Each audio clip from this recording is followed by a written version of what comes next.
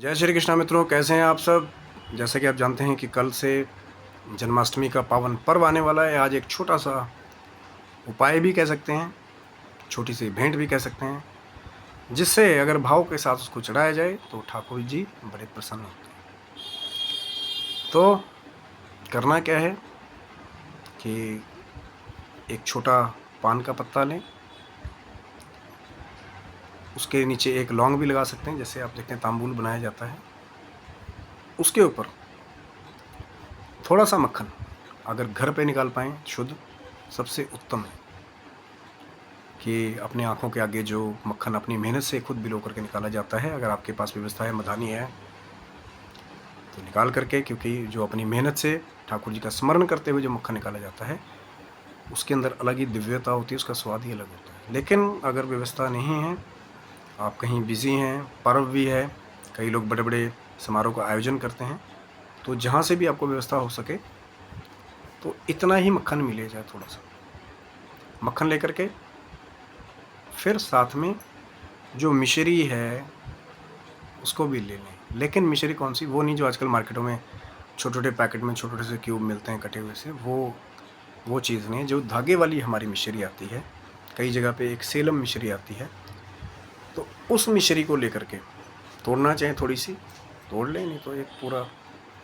मिश्री का जिसे कहते हैं गोल लेकर के उस पान के ऊपर पत्ते के ऊपर रख करके नीचे जो डूना या पत्तों का डूना या पत्तल जो भी आप रखना चाहें, या किसी कटोरी में रख करके मक्खन रखें, मिश्री रखें, नीचे लौंग तो आपने पहले रखा ही हुआ है, उस पान के पत्ते के साथ फिर जा कर के वो ठाकुर जी के मंदिर में भाव के साथ अर्पित करें।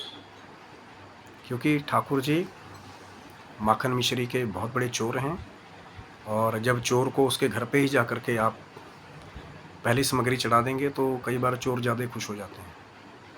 और ठाकुर जी तो वो चित्त चोर हैं, वो आत्मा के भी चोर हैं, जो भक्तों की आत्मा को भी अपने बस में कर लेते हैं, हृदय को अपने बस में कर लेते हैं। तो जब आप माखन मिश्री चढ़ाएंगे भाव के साथ, तो जो भी आपकी मनोकामना हो, परिवार की स्वस्थता के लिए, लोक कल्याण के लिए, लोगों की स्वस्थता के लिए, किसी के रोग निवारण के लिए, तो वो पर किसी से कहना नहीं, जा कर के वो भाव आप उस माखन मिश्री के द्वारा ठाकुर जी के चरणों में अर्पित करें। कई लोग आज के दिन, और भी एक चीज़ है कि जो बंसी है बांस वाली, मैं नहीं कह रहा कि आप बड़े बड़े सोने की ही चढ़ाओ या आप चांदी की चढ़ाओ।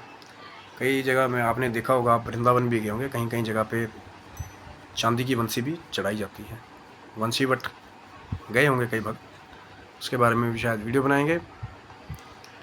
तो अगर बांस की भी बंसी मिले तो, और उसको चढ़ा करके ठाकुर जी के निमित्त, कि ठाकुर जी आप माखन मिश्री खाइए, आज बंसी बजाइए, और जो उनका जन्म दिवस है उनको ज़रूर शुभकामनाएं दें कि ठाकुर जी आपका जन्मदिवस आपको मुबारक हो।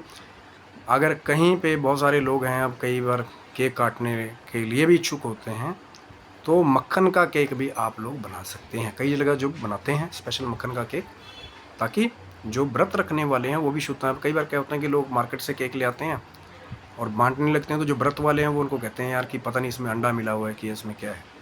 स्पॉन्ज होता है ना बना हुआ, कई बार वो अंडे से बनता है, एगलेस भी होते हैं।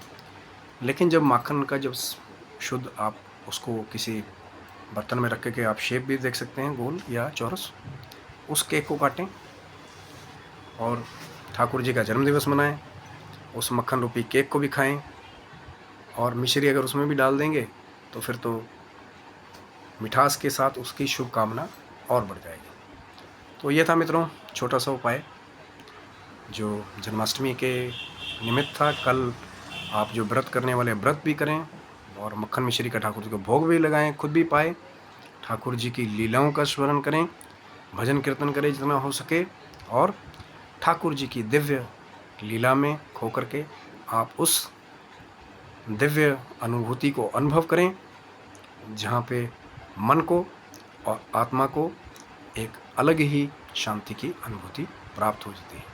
तो ये था मित्रों वीडियो, आशा करता हूँ आपको अच्छा लगा होगा। उपाय भी आपको अच्छा लगा, आप जरूर करें। अगर नहीं भी कर पाएंगे तो चाहे एक पुष्प ही लेके जाएं ठाकुर जी के मंदिर में, पर भाव से चढ़ाएं। तब तक आप स्वस्थ रहें, मस्त रहें। ठाकुर जी की कृपा आपके ऊपर बनी रहे और माँ की कृपा भी बने रहे। जय श्री कृष्णा, जय माता।